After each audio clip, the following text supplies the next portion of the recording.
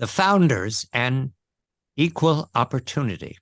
It is the subject of a new book that takes us from the founding of the United States of America to right now, by David Davenport and the late Gordon Lloyd. Equality of opportunity turns out to be a debating point for several hundred years, a complete revelation to me. So we'll go to two independent observers of the new republic. This would be a man named de Crevecoeur, who died in 1813, and a man named de Tocqueville, who died in 1859. Father and son, think of them that way. De Crevecoeur died just about the same time Tocqueville was born. And the quote from de Tocqueville is vivid: equality of conditions. The quote from de Crevecoeur, who worked in America as a farmer before observing this new republic, is more nuanced. From involuntary idleness, rewarded by ample subsistence. In other words, the sweat of your brow makes you free.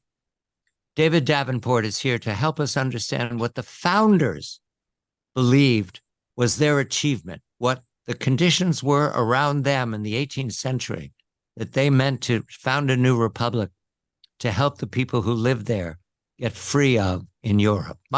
David, a very good evening to you. What worried the founders, James Madison particularly? Good evening to you. John, always good to be with you. And yes, equality of opportunity has been part of the American philosophy really since the founding, although the founders didn't use that exact term. And it's still being debated today. And so that's why we wrote this book. And the founders' big concern was the inequality, if you will, a certain kind of inequality that's probably a little different than what we're debating today. Their concern was the inequality created in Europe by caste and class. And they wanted to found a republic where, as they said in the Declaration, all men, and we could add women later, are created equal and able to pursue in their own way life, liberty, and happiness. So the founders thought equality in America would be something that you had. It was a natural right. Equality was something you moved from into your own pursuit of happiness. And as I said, the inequality that they were pushing against was the caste and class of Europe. And that's exactly what de Crevecoeur and our friend Mr. Tocqueville observed, that the difference between the rich and poor in America was not so great. And there were not pre-assigned classes and conditions, but people were free by the sweat of their brow and by the availability of free land to develop their own pursuit of happiness. The two Frenchmen are important to me, David, in reading your book, because they were both aristocrats. Both Yes. came from Normandy.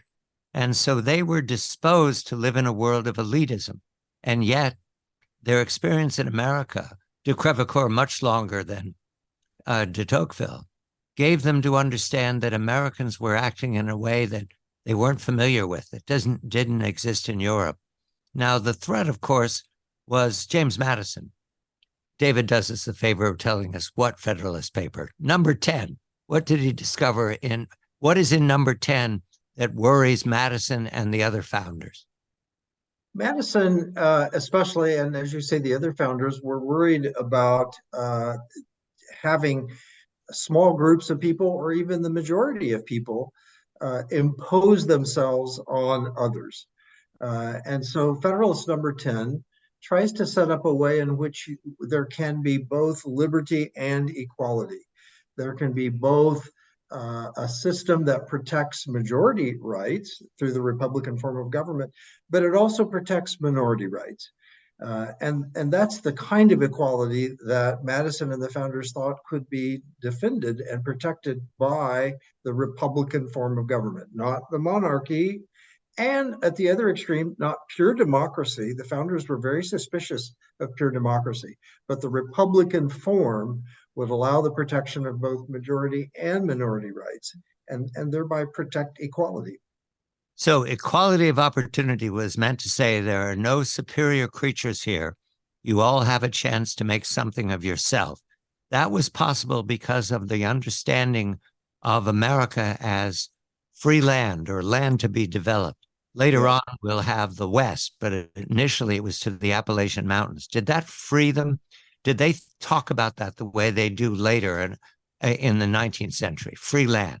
The I would say no. The founders were, I think, speaking more philosophically. They were great students of political science and government, and I would say that the big emphasis on free land came later, when especially Frederick Jackson Turner, a scholar from the University of Wisconsin, talked about how that really changed the whole American culture. But the founders were really political scientists in an amazing and perceptive way. And so it was really political science. And the early practitioners, such as Madison, who set out this Republican form that would provide the necessary protection, I would say more than free land. The shortfall of the Constitution and Declaration of Independence was that all men were not free in America. Slaves, in particular, Correct. were not free. So we come Correct. to Abraham Lincoln and his adjustment of equality of opportunity. He talks of a new birth of freedom. How to interpret that, David? Well, I think it's very important to ask ourselves at different points in history, when we think about equality of opportunity, what kind of inequality are we concerned about? So you're right, the founders were mostly concerned about caste and class from the Europe that they had left behind. Lincoln, of course, in the Civil War was concerned about the inequality of slavery. And so Lincoln's idea of equality had to expand to a new freedom for those who had been slaves.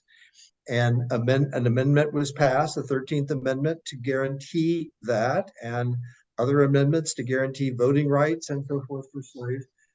And the other thing that Lincoln did that I think is so important to our narrative is he did expand federal power in the equality area. And so states weren't free to make their own decisions about slavery, for example. That was now going to be a federal matter. So Lincoln took up a different form of inequality than the founders had been concerned about, slavery, and he essentially federalized some of these equality questions and thereby created a new freedom, a broader freedom, a broader equality. You present the 13th, 14th, and 15th Amendments as completing the work of founders. Do I read that correctly? They were the openers, the amendments were the closers. Yes, although I think there is a quite interesting historical debate that we were not able to resolve in our little book. And that is, did Lincoln really see himself as completing the founding, or did he see himself fundamentally as starting something new? Certainly, federalizing many of these questions became the base on which the progressives would later build. So there is a sense in which Lincoln started something new, but in extending rights that we had not been able to sort out at the time of the founding. As you well know, the founders were not able to solve the slavery question, and they moved ahead in spite of that. So he was completing the founding, but then I think in federalizing a lot of these equality questions, especially say the 14th Amendment, which speaks of equality for the first time in the Constitution, he's also laid a new foundation on which the progressives and others would later build. In other words, So I'd say he did both. He finished the founding, but he also laid a new foundation. this might be the new nationalism. You don't answer that question, but it might be here. Exactly. I think there's a very good argument to that effect that whether he intended to or not, he created a platform on which the new nationalism would later be built by progressives. Equality of opportunity in the 18th century means something different than equality of opportunity in the 19th century, and we're headed to the 20th century with Woodrow Wilson. The book is Equality of Opportunity, A Century of Debate by David Davenport, Research Fellow Emeritus at the Hoover Institution, and the late Professor Gordon Lloyd. Woodrow Wilson, a man who is an academic and a scholar, the president of Princeton, eventually the governor of New Jersey. He's not a political thinker. He's trained in political science, which was at that time frontier thinking. But he comes to the presidency in a country that's divided between the progressives and the conservatives, the reactionaries, the way life used to be. One progressive is Woodrow Wilson. One progressive is Theodore Roosevelt. And as David and his colleague write quite charmingly, uh, Wilson just happened to be a Democrat. He was mostly a progressive. And the thinking here is the opportunity of the frontier is now ended. They're dating the close of the frontier in 1890. What did that mean to the progressives, David? Why did they believe that was a driver for their reforms? Their argument, John, is an interesting one, and that is that yes, individualism and equality might have worked rather naturally without a lot of government intervention when we had a free and open frontier, when Americans who wanted a greater opportunity could simply move west, in many cases get free land, begin their lives in a new place. My home state of Kansas was heavily populated by people who came and claimed free land. But by 1890, the US Census Bureau declared that the western frontier was closed, that there were no new frontiers to be conquered. And the progressives saw this, I think, as their opportunity to rethink government. And their argument is, if we could get equality naturally because of free land, we now no longer had that opportunity. Americans were going to have to live in cities. Things were going to be more crowded. We were going to have much more government intervention. At the same time that the free land was disappearing, America was moving from an agrarian economy to an industrial economy. And the progressives feared industrial growth and the titans of industry overtaking the common man and making equality almost impossible for the common man to obtain. So in their view, it was time now for government to step up and to be a direct player on the field of creating equality of opportunity. It was no longer enough to depend on free land and free markets to do that. The government was going to have to create equality of opportunity. The irony here is, you write, that Wilson looked more to Bonaparte than he did to the French Revolution. What does that mean, David? Well, there are a lot of interesting contradictions in Wilson, as you would well know. He has this before. He has two things there that interest me philosophically, and as you say, he was an academic political scientist. He had studied Congress and written about Congress in depth. One of, I think, the interesting arguments is he says the founders were more Newtonian with their checks and balances and so forth, whereas government ought to be more Darwinian. It ought to evolve. That was kind of a clever argument. But as you say, ironically, he didn't look to the French Revolution as other philosophers of the progressive movement sometimes did. He looked to Bonaparte because Bonaparte had a very active role for the government and obviously was a form of dictator. And that's one of the ironies of the progressive movement. While defending and protecting the common man, they chose to do it with a very strong federal government. And Wilson took the lead in establishing that. Yes, the ironies are everywhere when we come to Wilson, especially a scientific administrative state. Did he use those words? Yes. Oh, yes. He felt that rather than politics being the core of government and the people, debating and arguing and so forth, he felt that much of government should simply be run by scientific experts. And so the rise of the administrative state, where he thought expert administrators really should take the lead away from the people. Again, another irony, because the progressives claim they're protecting the people, but the way they go about it is not by giving the people more power, it's by giving bureaucrats and administrators more power. And to him, yes, that was the science of government. He saw himself as not limited by the Constitution. What does that mean, David? How did he interpret that? Well, he felt that the Constitution was, as I mentioned earlier, it should be an evolving document. And just as government should evolve, the Constitution should evolve. His successor, Franklin Roosevelt, 2 or 3 decades later, would say, well, remember, the first 3 words of the Constitution are "we the people." So if we the people want to make a change and want things to be done differently, they can. And so part of the progressive movement, the irony is a lot of the progressive movement occurred really without constitutional amendments. It came by changes in federal and executive power. And so they did not feel constrained by the Newtonian constitution of James Madison, as they put it. But they thought it was time for the Darwinian evolving constitution, and one that met the needs of the people.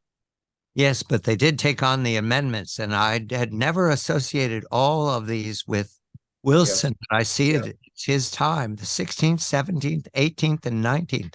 Let's go especially to the 19th. Wilson resisted suffrage for a long time. He avoided it at the White House, but eventually the progressives did pass suffrage, and that was seen as a great breakthrough. At the same time, they were keen on labor and civil rights. It all happened all in a very short period of time. The puzzle here, it's a topic that you is gigantic, is how did this connect to the first war, to the questions about the war? Was that understood as progressive to get involved in the war? We don't really address that in our book, and I have to admit I'm not an expert on that. And you're right that ironically, I would say the war at least created an opportunity for change. It caused the American people to look more to the presidency, which is exactly what Wilson wanted. And if the president had commander-in-chief powers over the military, then it wasn't such a long stretch to give him commander-in-chief powers in the domestic arena. In fact, again, I keep coming back to Roosevelt. Roosevelt would later say in the Second World War that we needed to make progressive changes just like we are making changes in the international arena, and we could declare war on the domestic front just as we could declare war on the international front. So you're right that both Wilson and Roosevelt drew much greater power, commander-in-chief power from the two world wars that they then tried to carry over into the domestic arena. So equality of opportunity for Wilson was the government must get involved in order to offset the power of he called them, I believe, the titans, the barons of industry. So yes, it was active government. Yes, there were really two agendas. He and Teddy Roosevelt, of course, were strongest on we must now regulate the economy. We cannot trust a free market economy to protect the little guy. Let's go to the extreme then. We go to the crisis of the Depression. The book is Equality of Opportunity over this centuries of the American Republic. David Davenport of the Hoover Institution, the late Professor Gordon Lloyd. And we come now to a stark declaration by a man who's admired as the most successful president of the 20th century, Franklin Delano Roosevelt. I learned from David that at the Commonwealth Club in San Francisco, May of 1932, in other words, the candidate, Governor Roosevelt, says equality of opportunity no longer exists. What does that mean to him at the time, David? Well, if I may say, John, when Gordon and I have worked on our books, we like to sit around for a couple, 3 days and debate each other. And Gordon said, well, Franklin Roosevelt said equality of opportunity no longer exists. And I said, no, he didn't say that. Such a stark, bold statement. By way of background, Herbert Hoover's wonderful essay, 1921, American Individualism, sort of gave his philosophy of government, which is American individualism, not European with caste and class, but American individualism, as he always said, coupled with equality of opportunity. So Roosevelt, in this amazing 1932 Commonwealth Club campaign speech, says, equality of opportunity as we have known it no longer exists. And to unpack that a bit, what he meant was, if in fact we had equality in previous times, it was because of the availability of open land and people living an agrarian lifestyle. And he couples individualism with equality of opportunity. But now that we no longer have open land, now that people are living in cities, now that we have an industrial economy run by financial titans, the common man can no longer get equality on his own. He's fighting bigger forces than he is able to take on. And so the government is going to have to step in and create equality of opportunity. So opposite of the founders who said equality is something we start with and we move from, Roosevelt says, no, equality is something we have to move toward, and the government has to lead that charge. We go to September 1932. September 1932. He says no longer exists. And then there is speech writing for him, informed by a book, Professor Adolf Berle, Modern Corporations and Private Property, in which these are the early moments of the New Deal identifying the villain, which I said before, Wilson talked the titans of industry. I think Wilson talked about barons. Roosevelt talks about titans destroyed individualism. So he's got a foil, he's got a villain, and he's saying that we must intervene. We progressives must intervene because it's no longer equality of opportunity. The titans of finance are what? Are strangling the country, are destroying. They're taking all the opportunities and leaving nothing for what Roosevelt came to call the forgotten men. This is Rex Tugwell, Ray Moley, all the heroes here all together. They all saw it together, but there's another example that you provide that Roosevelt thought of. We're no longer growing the pie. We must redistribute it. And I was surprised to learn that they believed that the Depression was not temporary. They thought capitalism was defeated. Yes. There again, it's a little hard when you're trying to go back in history and understand people's motives and deepest thinking. We had assumed that the main line of thinking of the progressives was what we call the Rahm Emanuel School of Public Policy. Never let a good crisis go to waste. It gives you a chance to do things you couldn't do before.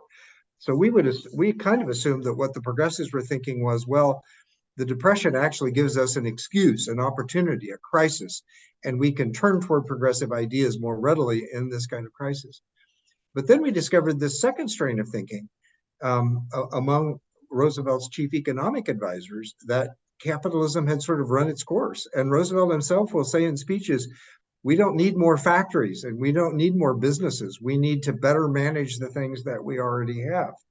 And of course, Hoover rejects this view that American capitalism is defeated and that there's no growth and no new frontiers still available. So you're right. That's a point of view that we had not really seen until we got into the research.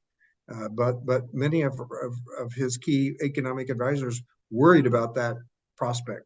But both of those strains of thought, whether using the crisis of the Depression to achieve progressive goals or really feeling like capitalism had come to an end, kind of lead to the same thing, which is a whole progressive overhaul of the role of government in the economy and in social and economic life.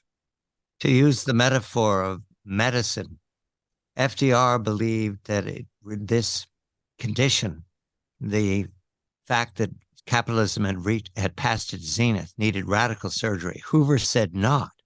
He asked the question, this is Halloween, 1932, right before the vote. Right. Do we need to destroy the system that brought us here? He is an optimist, rugged individualism. And at the time, I mean, it's very attractive to us. At the time, I'm presuming they thought he was falsifying, that it didn't exist. It was that gloomy. Is that the way to read this?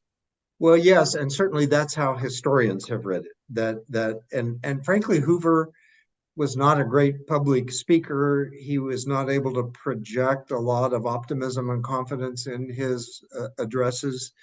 And of course, the American people were suffering greatly. I mean, unemployment was vast. And so stay the course, which was the Hoover message. We don't need a radical change in the American system to address an economic emergency, was simply not a message that the American people were prepared to hear, particularly when contrasted with kind of the Roosevelt, I feel your pain.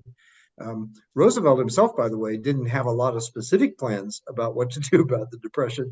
In fact, in one of his other famous speeches at Oglethorpe College, he says, we basically just need to try something. We need bold experimentation.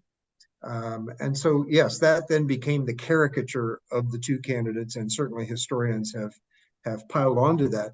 Now, more recently, there's been a little bit of revisionist history about Hoover, because in a sense, Hoover was following the economic wisdom of the day in dealing with the Great Depression.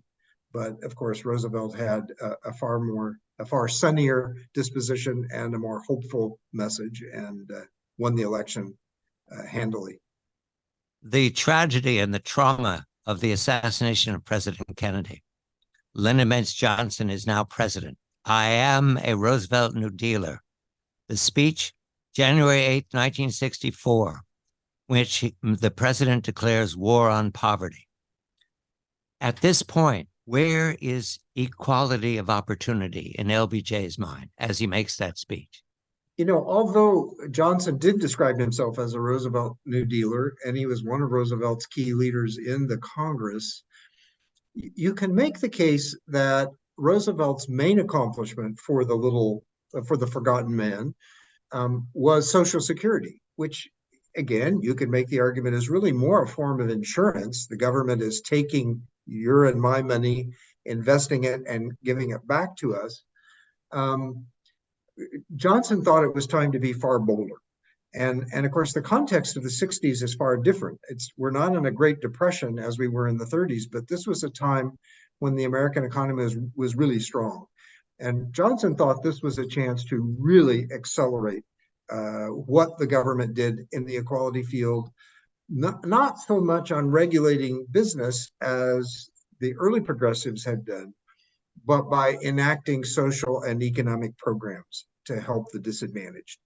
And so as we say in the book, if Roosevelt was in a sense the John the Baptist or the prophet of a bigger government role in equality, then Johnson meant to be the Christ who would come and actually carry it out in a much broader fashion. Lyndon Baines Johnson, the rhetorician. In May, he names the Great Society, May of 64 for the first time. And the University of Michigan speech later on that month, he fills in what he has in mind, which is creative federalism. It's all high-flown rhetoric, but we come now to some of the challenges. The Howard University speech, June of 65, a year later, passing a lot of legislation early on in 64. He was a master of the Congress to get these things passed. He writes, and here is a mystery, David. The president says we seek not just legal equity, but human ability, not just equality as a right and a theory. What's he talking about? But equality as a fact and a result. Therein lies the mystery, David. Indeed, John. I mean, by this time, legal equality was largely established. Now, since Johnson's time, we've continued to refine legal equality. And frankly, by now, the Supreme Court is doing more of that than anyone else. But it's one thing to declare legal equality. And as Johnson said, it's another thing for people to actually experience equality. And so his view was that while not giving up on advances in legal equality, it was time to move towards social and economic equality. And that became really the theme of his administration: wars on poverty, the welfare program greatly expanded, especially aimed at African Americans who he thought had been left behind in the booming economy of the 1960s. And so Johnson's concern was a little less legal equality and more concerned with economic and social equality and what could government do to accomplish that. And if I may add, you're exactly right that Howard speech is really difficult to figure out. Some scholars have said, well, clearly Johnson was moving America from equality of opportunity to equality of results, equality of outcome. That's what he wants. We're not as convinced of that because it seemed to us that Johnson still felt limited by equality of opportunity and American liberty and individualism. We think that he was more likely looking at outcome and results to decide whether equality of opportunity existed. But that's a worthwhile debate that took place because of the way he framed that speech at Howard University. The programs that follow, the war on poverty is the big title, but for example, Sergeant Shriver, who was the Peace Corps under Kennedy, stays on, and he becomes the Office of the Economic Opportunity Act, the Economic Office. What is his job? To spend money? Well, yes, although Johnson made it clear to Shriver and others that my programs are not going to be handouts of money. We're not doing the dole here, but we are creating opportunity. So the job of Shriver and Johnson's other advisors was to use education, to use job training corps, which they created, to use all of these things as a way to create opportunities for people who had been left behind. That's one reason we are less convinced than some others that Johnson was moving away from equality of opportunity, because his investment was not going to be just in direct cash payments, but it was going to be creating programs that they thought would lead to greater opportunity for the underprivileged.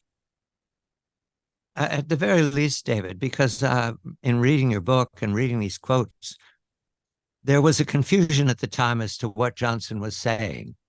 Was that a problem for them? Did they comment on that at the time? Because these speeches, these are presidential speeches, they're very carefully constructed, and there's ambiguity in many of these words. Yeah, the view that made sense to us is that by the time of his Howard University speech, a lot of racial unrest was developing around the country. And our reading of it is that Johnson felt like he needed to get out in front of that a bit. And so he stretched his rhetoric, we think, in the Howard University speech. But if you look at the actual programs didn't change all that much. And so our view is that he didn't move away from equality of opportunity, but he did look at outcome and results as a way of measuring the lack of success in opportunity and the need for government to do more. Equality of Opportunity, A Century of Debate is the book. David Davenport and Gordon Lloyd. 1968, 13% of the nation is judged poor, poverty. 1980, the election of 80, 13% of the nation is judged poor, poverty. No movement whatsoever. And Reagan quipped, poverty won in the war on poverty. We declared a war on poverty and poverty won.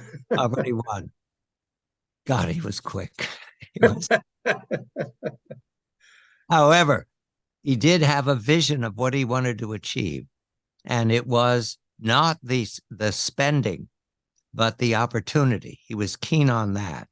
And he was so keen that he came up with, quote, an American opportunity society is what is in which all of us will go forward together, arm in arm.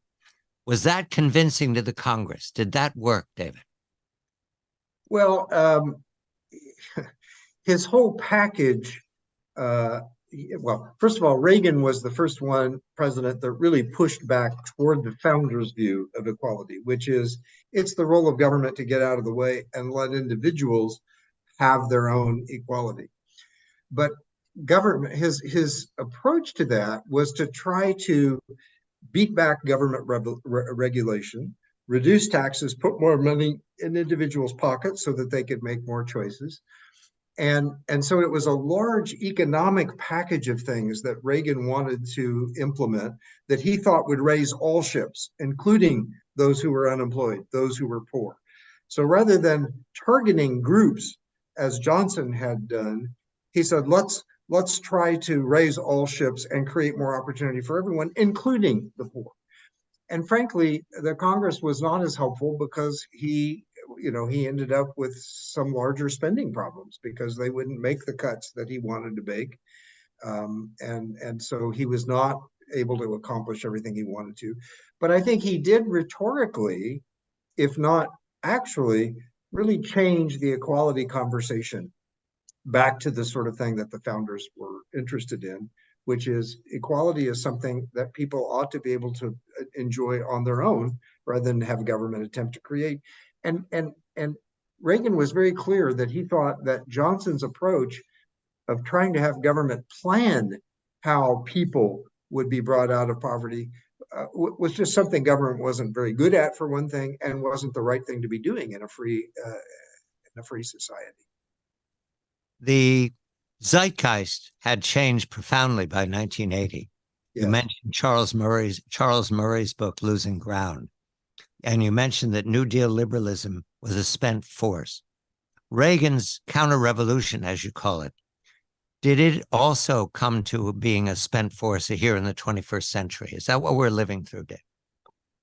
Well, I think it has still been viable until the Trump era.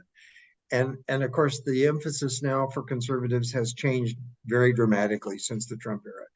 But I think Reagan conservatism had a good long run. I mean, I think you could trace its origin back to the 1950s with Russell Kirk, with William Buckley, National Review, the 1960s, Barry Goldwater.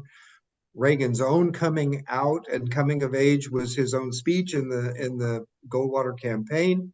And I think it had a very strong run, the economics of it, even through the two Bush administrations.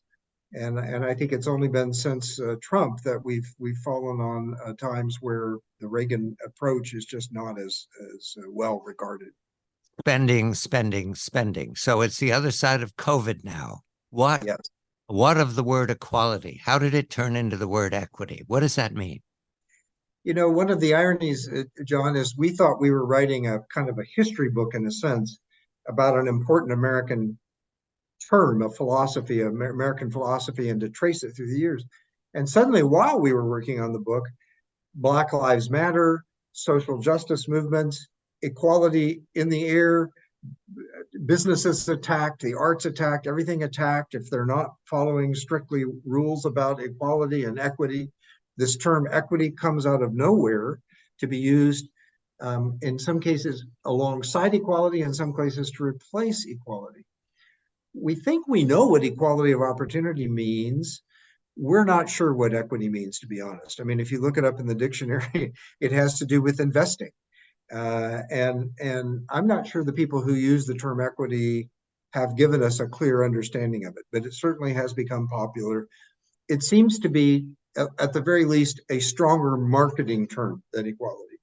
But what it actually means, I think, is pretty hard to figure out. The book is Equality of Opportunity, a century, several centuries of debate. Yes. David Davenport of the Hoover Institution and the late Professor Gordon Lloyd. This is CBS Eye on the World. I'm John Batchelor.